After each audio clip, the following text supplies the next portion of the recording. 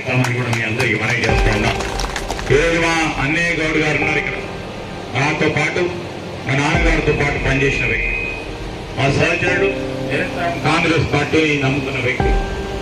చాలా పెద్ద స్థాయిలో ఇటువంటి పోతే పెద్ద స్థాయిలో వెళ్ళిపోతా ఉండే దుంకుతే, కానీ కాంగ్రెస్ పార్టీని నమ్ముకొని ముందుకు నడిచి ఒక బలహీన వర్గానికి సంబంధించిన సోదరుడిగా ఈరోజు గంగాలయం చైర్మన్ కూడా అనేక మంది ఉన్నప్పటికీ ఇతర వర్గాలకు సంబంధించి పార్టీ గౌరవ ముఖ్యమంత్రి రేవంత్ రెడ్డి గారు కానీ మిత్రులందరూ శాసనసభ్యులు కానీ అన్నయ్య గౌడ్ గారు కాంగ్రెస్ పార్టీ చేసిన సేవలను గుర్తించి జిల్లా స్థాయిలో మరి వారిని చైర్మన్ చేయాలని అంతటి అన్నయ్య గౌడ్ గారిని ఈరోజు జిల్లా లైబ్రరీ కమిటీ చైర్మన్ గా చేయడం జరిగింది. వారు వస్తూనే అన్ని మండలాల్లో మరి గ్రంథాలయాలు ఏర్పాటు చేయాలని మొదలుపెట్టారు. మంచి ఆలోచన.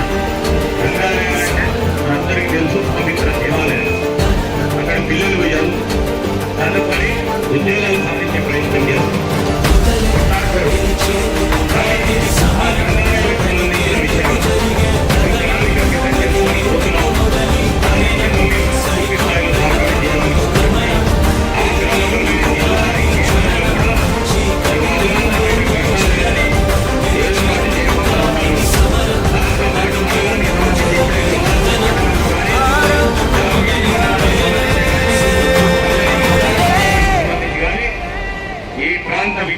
విద్యార్థులకు నిరుద్యోగ యువతి యువకులకు ఉపాధి కావాలని చదువుకోవాలని ఆలోచన చేస్తున్న వారికి కూడా గ్రంథాలయాలు ఏర్పాటు చేయడం జరుగుతుందని వారి ఆధ్వర్యంలో ఖచ్చితంగా డిజిటల్ లైబ్రరీతో పాటు ఫిజికల్ లైబ్రరీస్ కూడా ఏర్పాటు చేసి